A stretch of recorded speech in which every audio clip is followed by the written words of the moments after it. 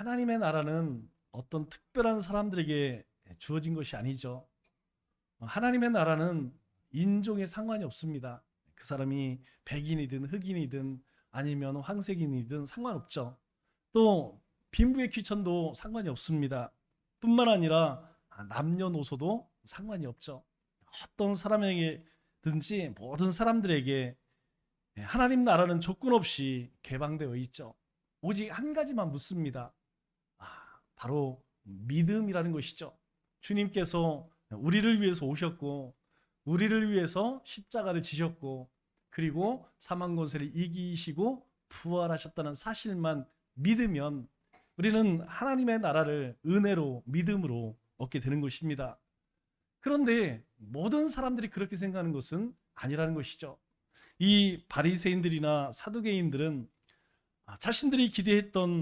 그들이 기대했던 하나님 나라와 예수님이 말씀하신 하나님의 나라는 너무나 달랐습니다. 그때만 그랬을까요? 아닙니다. 오늘 이 시대에도 똑같이 믿음 생활을 하지만 하나님의 나라에 대한 생각은 다 다르죠. 어떤 사람은 하나님의 은혜로 구원을 얻었기에 우리가 우리의 삶 속에 하나님만 생각하며 하나님의 뜻을 쫓아 사는 사람이 있습니다.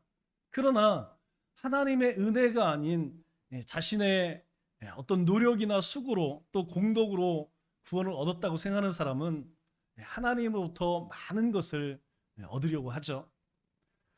그래서 예수님께서 말씀하시는 하나님 나라는 늘 그런 사람들에게 공격적이었고 또 그들의 생각을 뒤엎으면서 하나님의 진정한 통치가 무엇인지 늘 설명해 주셨습니다. 그중 하나가 우리에게 잘 알려진 이 선한 사마리아인의 비유죠. 그런데 사실 이 선한 사마리아인에 붙은 선한이라고 하는 형용사는 이 비유 자체에는 전혀 나오지 않습니다. 우리 33절 말씀을 보면 어떤 사마리아 사람은 어떤 사마리아 사람일 뿐이었다는 것이죠. 그런데 이 비유를 들은 사람이라면 이 사람에게 선한이라고 하는 형용사를 붙이는 것을 전혀 이상하게 생각하지 않죠. 이 사마리아 사람에게 선한이라고 하는 말을 붙여도 모든 사람들은 다 수긍을 한다는 것입니다. 하지만 이 사마리아 사람에게 선한이라는 형용사를 붙여서 선한 사마리아인이라고 부르는 것은 사실 당시 상황에 비추어 보면 아주 기분 나쁜 그런 말이죠. 이것은 우리가 마치 네모난 동그라미처럼 불가능한 개념입니다. 여러분, 세상에 네모난 동그라미가 있을까요? 예, 없습니다. 그런데 우리는 그러한 일들을 많이 경험하게 되죠. 외국 사람들이 한국에 오면 잘 이해 못하는 말들이 있어요. 우리가 잘 알고 있는 문 닫고 나가라, 문 닫고 들어와라, 문 닫고 타라, 문 닫고 내려라. 그러면 우리는 그것이 무슨 말인지 다 이해를 합니다. 그러나 한국말에 익숙치 않은 한국말을 처음 배운 사람들에게서는 이 개념을 이해할 수 없다는 것이죠. 도대체 문을 닫고 어떻게 내리라는 것인지, 문 닫고 어떻게 들어가는 것인지 그들 사고로는 받아들이기 어렵습니다. 이 유대인과 사마리아인 사이에는 오랜 갈등의 역사가 있었죠. 이스라엘이 남북으로 갈라진 뒤에 북이스라엘은 아스루에 의해서 완전히 멸망을 당합니다. 이 사마리아는 아스루의 지배하에 들어갔고 그 지역에는 바로 이방인의 거주지가 되었다는 것이죠. 그래서 이 남유다의 입장에서는 그곳은 이 북이스라엘 땅, 사마리아 땅은 더러워진 땅이고 불결한 사람들의 집합소였습니다. 결국 이 사마리아 유대는 분리가 되었고 그리고 갈등과 증오는 고조되었죠. 그래서 서로 절대 말을 섞지 않습니다. 이 남유대 사람, 유다 사람들은 이 사마리아 땅을 밟기조차도 싫어했죠. 그렇기 때문에 이 유대인들에게 있어서 선한 사마리아인 이러한 개념은 결코 있을 수 없는 것이죠. 제가 초등학교 때 국민학교 때죠. 국민학교 때 방공 영화를 봤는데 여러분에게도 한 말씀드렸어요. 또리 장군이라고 하는 이런 영화를 보았는데 그때 무슨 생각했냐면 저 북한 사람들, 그땐 북한도 아니죠. 북계군들은 저 북계 사람들은 사람이 아니고 다 이런 짐승인 줄 알았어요. 그게 오랫동안 왔습니다. 나중에야 북한 사람들도 우리가 똑같은 사람들이었구나 그런 생각을 했죠. 여러분 그 당시에는 착한 북계군 생각할 수가 없었어요. 그때는 뭐 무장 공비다, 무장 간첩이다, 뭐 그런 것으로 인하여서 굉장히 하여튼 이 북계에 대해서 북한에 대해서 안 좋은 생각을 갖고 있었죠. 여러분 우리 머릿속에 착한 김일성, 착한 김정일, 착한 김정은 여러분 그것이 이해가 됩니까? 네, 우리의 사고로는 잘 받아들이지 않는 개념이죠. 이런 배경을 염두에 둔다면 이 비유 제목 자체가 아주 파격적이죠. 물론 내용도 당시 사람들에게는 충분히 충격적이었을 것입니다.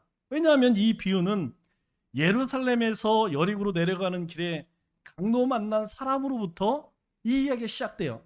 30절 말씀을 보니까 이렇게 말합니다. 어떤 사람이 예루살렘에서 여리고로 내려가다가 강도를 만났는데 그 강도들이 그 옷을 벗기고 때려서 거의 죽은 것을 그냥 버리고 갔다. 이렇게 말씀을 합니다. 예수님께서 하나님 나라에 대해서 다 거의 99.9%죠? 거의 100% 비유로 말씀하십니다. 그런데 예수님의 비유에서 이처럼 구체적인 장소가 언급된 것은 전혀 없습니다. 오직 이 비유에서만 이 비유의 장소에 대해서 언급을 하죠. 그것은 아마 이곳이 강도가 출현하기 아주 좋은 환경을 모든 사람들이 쉽게 떠올리기 위함이었죠. 이런 위험한 지역을 지나갈 수밖에 없었던 사람들이 있었습니다. 그들이 누구냐면 이 예루살렘의 아랫동네죠. 이곳에 여리고에 제사장들이 살고 있는 집성촌이 있었어요. 여러분 이 여리고와 예루살렘은 가까운 거리가 아닙니다. 36km면 우리가 아침에 하루 종일 빠른 검으로 갈 수 있는 그런 걸음이죠. 더군다나 이 여리고에서 예루살렘까지는 계속해서 광야길입니다.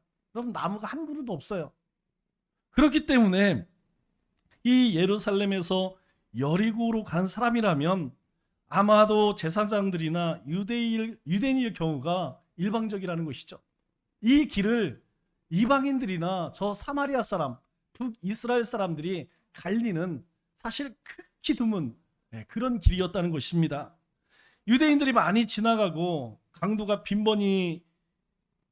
빈번한 이 위험한 길을 사마리아 사람이 혼자 지나간다는 것은 사실 이 비유에서 가장 비현실적인 설정이죠. 왜냐하면 오늘 말씀을 보면 이 사마리아 사람이 무엇하러 왔습니까? 성경은 이야기하죠. 여행이라고 이야기합니다. 사마리아 사람이 유대인들이 다니는 이 길로 여행을 갔다. 더군다나 예루살렘 그리고 이 여리고로 가는 길. 즉 이 사람이 예루살렘에 들려서 여리고로 가는 그러한 여행을 즐길 수 있는 그런 상황은 당시의 문화로 볼 때에는 불가능하다는 것이죠. 어찌됐든 예루살렘에서 여리고로 가는 길에 강도를 만난 한 사람이 있었습니다. 그 사람은 옷이 벗겨져 있었고 또 옷이 벗겨져 있었기 때문에 그 사람의 신분이 어떤 사람인지 알기 쉽지 않았다는 것이죠. 외모로 봐서는 잘 모릅니다. 이 사람이 유대인인지 아니면 사마리아 사람인지 아니면 이방 사람인지 알 수가 없죠. 그러나 지금까지의 이런 여러 가지 배경을 놓고 보면 이 강도 만난 사람이 유대인이었을 확률이 아주 높다는 것이죠. 왜냐하면 이 길은 사마리아 사람이나 이방인들이 다니는 그런 길이 아닙니다. 대부분 예루살렘에 볼 일이 있는 사람. 여러분 예루살렘에 뭐가 있어요? 성전이 있죠? 이 성전에 제사를 드리러 가는 사람들이거나 아니면 예배를 제사를 수종드는 사람들이겠죠. 이 사람은 강도를 만나서 지금 모든 것을 다 잃었을 뿐만 아니라 얼마나 맞았는지 거의 다 죽어가고 있었던 것이죠. 그때 구세주처럼 등장한 사람이 있었어요. 그 사람이 누굽니까? 바로 제사장이었죠. 예루살렘에서 여리고로 내려가는 길에서 가장 일반적으로 일상적으로 만날 수 있고 일반인들이 가장 믿을 수 있는 사람이 바로 제사장이었다는 것이죠. 그러나 그는 이 강도 만난 사람을 보고 어떻게 했습니까? 피하여 지나갔습니다. 강도 만난 사람에게 찾아온 저로의 기회는 그렇게 날아가 버렸죠. 그 다음 레위 사람이 지나갑니다. 강도 만난 사람에게 새로운 기회가 찾아왔죠. 그러나 이 레위인 역시 이 강도 만난 사람을 성경은 이야기해요. 보고라고 이야기합니다. 그냥 지나가면서 얼핏 본 것이 아니고 훑어본 것이 아니고 보고라고 이야기해요. 정확하게 보았다고 이야기합니다. 그런데 피하여 지나갔습니다. 이들은 다 믿을 만한 사람이었어요. 그들은 일반 백성들에게 존경을 받는 그런 사람들이었다는 것이죠. 그런데 이 제사장이 그냥 지나갔고 레위인도 그냥 지나갔다는 이 이중 부정은 강도 만난 사람의 희망이 이제 점점 사라져가고 있다는 것을 이야기하는 것이죠. 여러분, 우리가 어떤 사고가 났을 때에 뇌출혈이나 아니면 교통사고나 뭐 어떤 사고든지 여러분 골든타임이라는 게 있어요. 여러분, 이 골든타임은 아주 중요합니다. 사람을 살릴 수 있는 시간이에요. 이 골든타임을 우리가 잘 지키게 되면 살 수 있습니다. 여러분이 심장마비로 넘어진 사람 즉시 우리가 인공호흡을 하게 되면 여러분 살아납니다. 사람만 그런 게 아니고 제가 유튜브로 보니까 여러분 고양이도 그렇고 개도 그렇더라고요. 뭐 사고가 났거나 추위에 막 떨면서 죽은 그런 짐승도 막 인공호흡을 시키니까 살아나더라고요. 여러분, 뇌출혈은 이야기할 필요도 없습니다. 여러분, 머릿속에서 혈관 터지면 여러분 빨리 적어도 30분 내에 병원에 가면 살 수는 있어요. 뭐 완전하게 치료는 안 되겠지만 살 수는 있습니다. 그러나 이 시간을 놓치면 살아나기가 어렵다는 것입니다.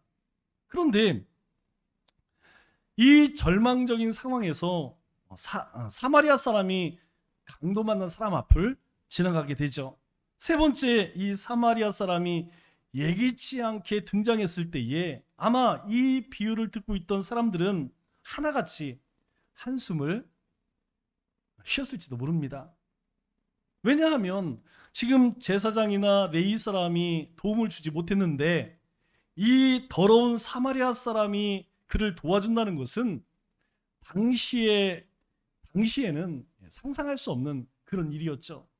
아니, 자신들이 가장 존경하는 그런 제사장도 지나가고 레위 사람도 지나갔는데 어찌 저 북이스라엘의 사마리아 사람이 이 강도 만난 사람을 도와준다.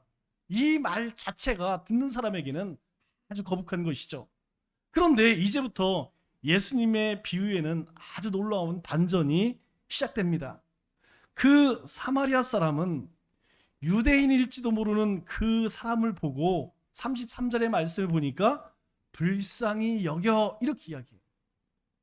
사마리아 사람은 그 강도 만난 사람을 보고 불쌍히 여겨, 긍휼히 여겨, 치근히 여겼다라고 그렇게 이야기해요. 사마리아 사람이 불쌍히 여기는 마음을 갖는다는 것은 이 남유대 사람 입장에서는 잘 이해가 되지 않아요. 아니, 어떻게 저 이방인들과 피가 섞인 저 더러운 사람들이 그런 마음을 가질 수 있어? 어떻게 불쌍한 마음을 가질 수 있어? 친근한 마음을 가질 수 있어? 아주 기분이 나쁜 소리죠. 그런데 이 비유를 보면 그렇습니다. 이 어떤 사마리아 사람은 강도 만난 사람을 불쌍히 여겨. 그런데 31절 32절 말씀 보면 한 제사장은 그를 보고 피하여 지나가고 한 레위인도 그를 보고 피하여 지나가되 이 두 가지 상황을, 두 가지 행위를 아주 극적으로 대비를 시키죠. 더구나 이 부정한 사마리아 사람과 치근한 마음을 연결시킴으로 인하여서 이 비유를 듣는 사람들은 충격에 빠지게 됩니다. 그리고 이후 이 사마리아 사람의 행동은 그의 불쌍한 마음을 더 잘 나타내죠. 34절 말씀을 보니까 가까이 가서 기름과 포도주를 그 상처에 붓고 싸매고 그를 태워 주막으로 데려가 돌보아 주니라. 그냥 다가간 것이 아니에요. 다가가서 그 강도 만난 사람에게 자신이 가지고 있던 그 기름과 포도주로 상처를 치료해줘요. 그것도 모자라서 자기 짐승에 태워서 주막에까지 데리고 갑니다. 여러분, 우리가 이 모습을 보면 나 같아도 얼마든지 그렇게 할 수 있다. 여러분 그런 생각 들죠? 나 같아도 그렇게 하지. 근데 천만의 말씀입니다. 여러분, 만일 여러분들이 고속도로를 운전하거나 아니면 시골길을 운전하다가 어떤 사고가 났어요. 그러면 119 신고하는 것까지는 합니다. 그럼 여러분 차에서 내려서 그에게 다가가서 여러분이 가지고 있는 것을 가지고 치료해주고 그를 병원에 데리고 가서 입원시켜주고, 이 사람이 혹시 신분이 확실하지 않으면 제가 보증 서서 치료비 다 내겠습니다. 여러분 혹시 그러실 분 있나요? 나는 내가 살면서 이런 일을 당하면 나는 이 사람처럼 해야지. 여러분, 그래서 이거 쉽지 않다는 거예요. 우리가 글로서 이야기로서 들을 때에는 그래, 나에게도 사마리아 같은 그런 마음이 있어, 그런 생각을 하지만 막상 우리 실상에서 우리가 이런 일들을 많이 보지 않습니까? 길거리에 술 취해 넘어진 사람들 아니면 다친 사람들 많이 봅니다. 우리가 많이 불쌍한 마음을 품어서 인정을 베풀어서 119 신고까지는 해줘요. 저도 그런 기억이 여러 번 있습니다. 그런데 이 사람처럼 내가 가지고 있는 기름과 포도주를 그렇게 붓고 싸매주고 그를 주막에 데리고 가, 그런 적은 없는 것 같아요. 그럴 생각조차도 해보지 못한 것 같아요. 이미 사마리아 이 사람의 치밀한 마음에 놀랐다면 이후에 이어지는 이 사마리아 사람의 행동에는 듣는 유대인들의 입장에서는 아주 쇼킹한 그런 이야기라는 것이죠. 반면 이 사마리아 사람의 놀라운 자비를 보면 이 제사장과 레위인의 행위가 야속하기만 합니다. 그들은 왜 그리 빨리 강도 만난 사람을 지나쳐 갔을까요? 만약 그들이 강도 만난 사람이 죽었다고 생각했다면 그들이 그렇게 보고 지나간 것, 그것에 대한 타당성이 어느 정도는 있다고 생각해요. 우리가 다 알다시피 제사장은 부정한 죽음을 만져서는 안 됩니다. 만지면 그의 직무를 할 수가 없어요. 자신도 부정해지기 때문이죠. 그러나 그가 이미 죽은 상태였다고 해도 이들의 행동은, 제사장이나 레위 사람의 행동은 야박하기 그지가 없어요. 여러분 왜 그렇습니까? 여러분, 남일 때는 그렇게 느껴져요. 만일 그 사람이 나의 아버지, 나의 어머니라고 한번 생각해 볼까요? 내 아버지가 일을 보러 가셨어요. 강도 만났습니다.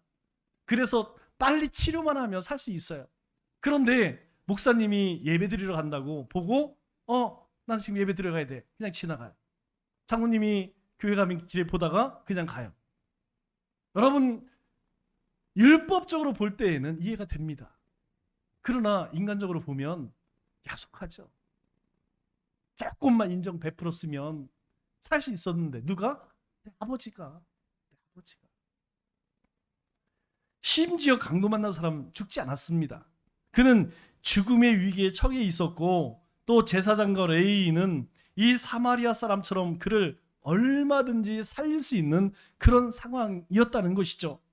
그가 아직 살아 있었기 때문에 그를 살려야 하는 것은 여러분 율법이고, 율법을 떠나서 사람의 도리라는 것입니다. 여러분, 성경 말씀, 성경에 하나님께서 하나님의 백성들, 이스라엘 백성들, 그리고 예수님께서 오셔서 우리에게, 하나님의 백성인 우리에게 주신 이 말씀들을 한번 잘 살펴보세요. 특별한 게 아닙니다. 그저 사람이 사람답게 사는 도리라는 것이죠. 여러분, 십계명이 특별합니까? 우리가 구원받은 하나님의 백성으로 하나님을 예배하고 경배하고 그의 이름을 함부로 그렇게 망령되이 일컫지 않고 우리가 주님을 기억하여 예배드리는 것이 특별한 일인가요? 부모님을 공경하고 살인강도 도둑질하지 않고 거짓 증거하지 않고 남의 것 탐하지 않는 것 특별한 일인가요? 지극히 당연한 인간의 도리예요. 하나님 우리에게 특별한 걸 요구하지 않으십니다. 하나님께서 우리를 사람답게 살라고. 왜? 하나님 없는 사람들은 사람답게 살지 못하기 때문에 너희가 하나님을 안다면 사람답게 살아라. 그래서 율법을 주신 거 아니겠어요? 그래서 율례와 규례를 준 거 아니겠습니까? 그것을 가장 잘 알고 그것을 생명처럼 지킨 사람들이 제사장이고 레위 사람 아니었습니까? 그런데 이들은 왜 그랬을까요? 왜 그냥 지나갔을까요? 분명 성경 그들을 보았다 그리고 지나갔다 이렇게 이야기해요. 그것은 다른 것이 아닙니다. 이 제사장과 레위인의 지나침은 이 강도 만난 사람들이 그들에게 있어서는 그저 귀찮고 의미 없는 존재였다는 거예요. 그는 단지 지나가고 싶은 그냥 아무 의미 없는 그런 사람이었다는 것입니다. 인간사 다 마찬가지지만 여러분, 레위인과 이 제사장은 참으로 냉정했어요. 여러분, 이들만 그럽니까? 사실 모든 사람들이 다 마찬가지예요. 우리가 어려움에 처해 보면요, 다 느껴봅니다.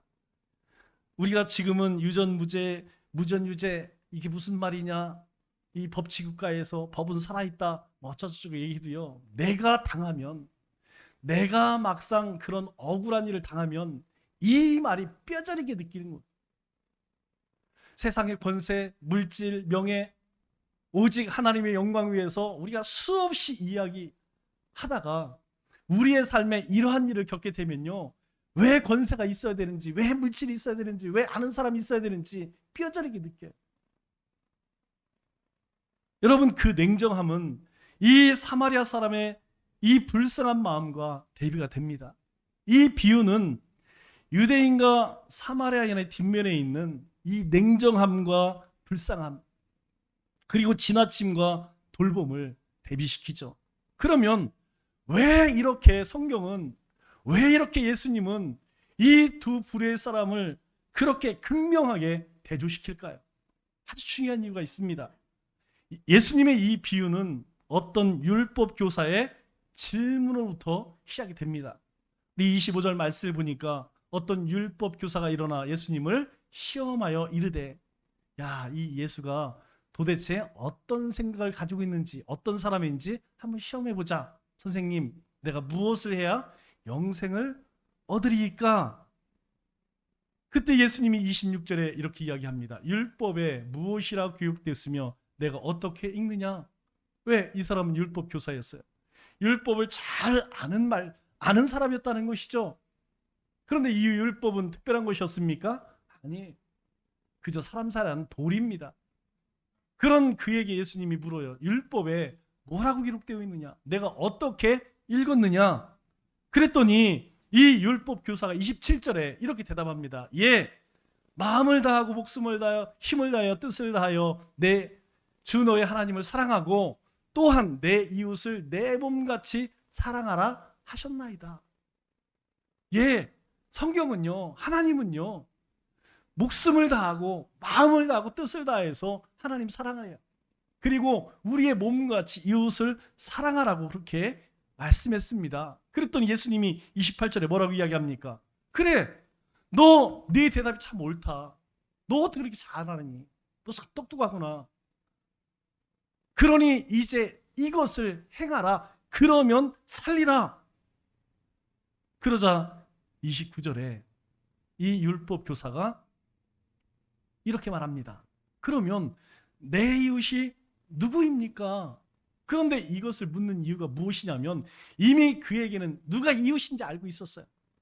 그런데 자기를 옳게 보이려고 예수님과 그리고 그 예수님 곁에 많은 무리들, 그들 앞에서 나는 이런 사람입니다. 자기를 드러내려고 예수님께, 그러면 내 이웃이, 나의 이웃이 누구입니까? 이렇게 물어요.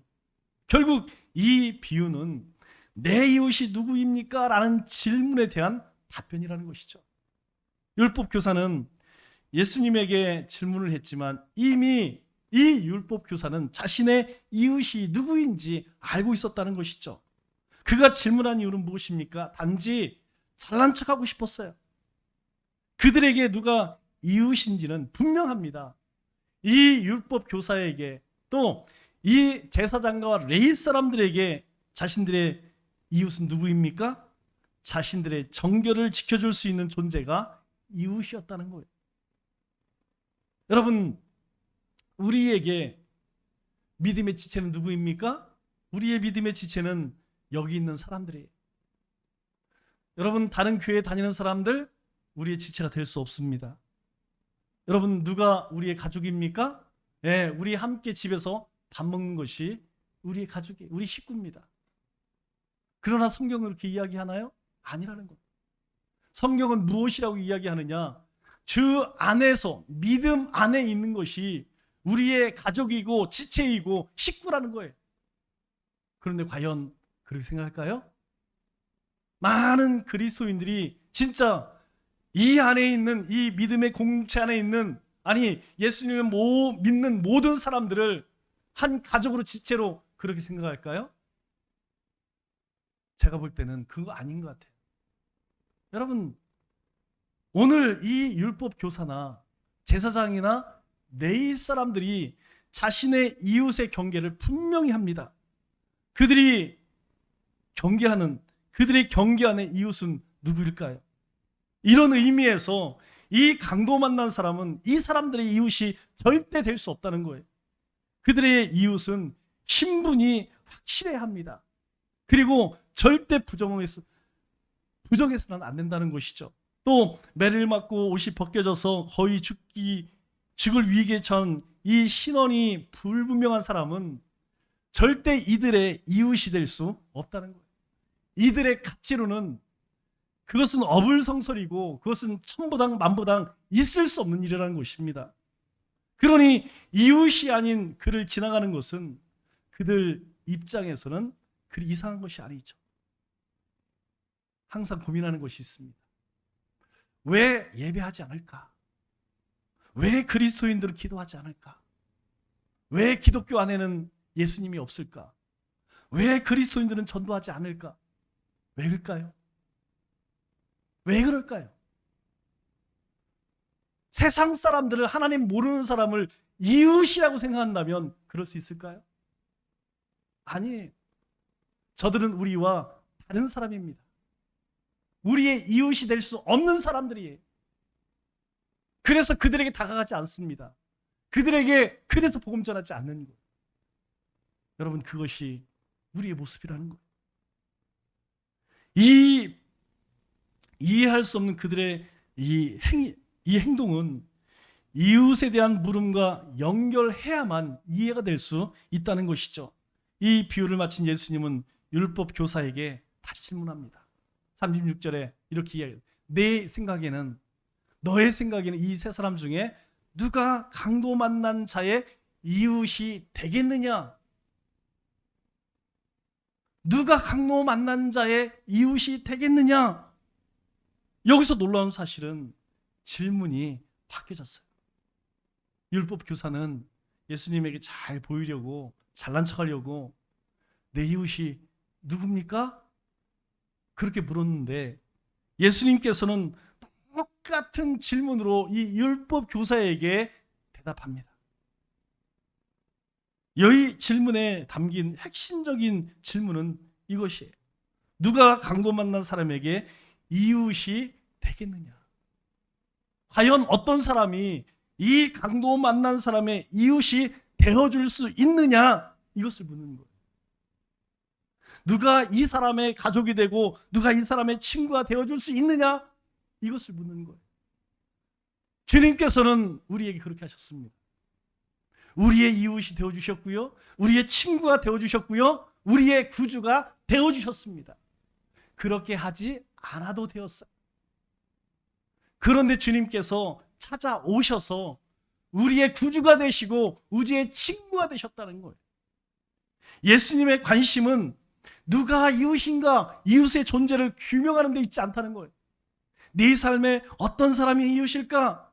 그것을 분류하는 것이 아니었다는 거예요. 예수님은 이 질문으로 인하여서 이 사마리아 사람이 강도 만난 사람의 이웃이 될 수 있었다는 것이에요.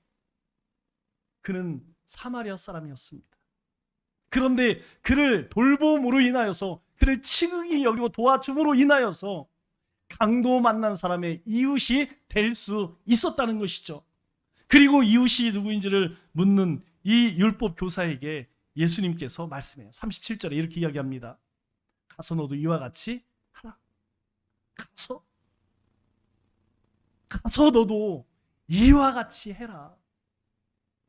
내가 이웃을 금을 굽고 율법 잘 지키고 정결하고 그리고 그렇게 하나님의 뜻대로 사는 사람만이 내 이웃이라고 생각하지 말고 정말 고통받는 사람들, 그들에게 가서 내가 그들의 이웃이 되어주어라. 예수님 말 뜻이 무엇입니까? 이웃이 되기 위해서 이 사마리아 사람처럼 그렇게 생각하고 그렇게 다가가고 그렇게 그 편결들을 뚫고 나가서 이제 새로운 삶을 살아라. 이전에 너희가 바운드리 딱 쳐놓고 이 안에는 아무도 들어올 수 없어. 여러분, 가장 적응하기 힘든 데가 어디예요? 저는 일부러 믿지 않는 사람과 모임을 갖습니다. 여러분, 믿지 않는 사람들이요? 벽이 없어요. 여러분, 얼마나 화정해 주지 뭡니까? 그런데 이 믿음의 공동체 정말 어려워요.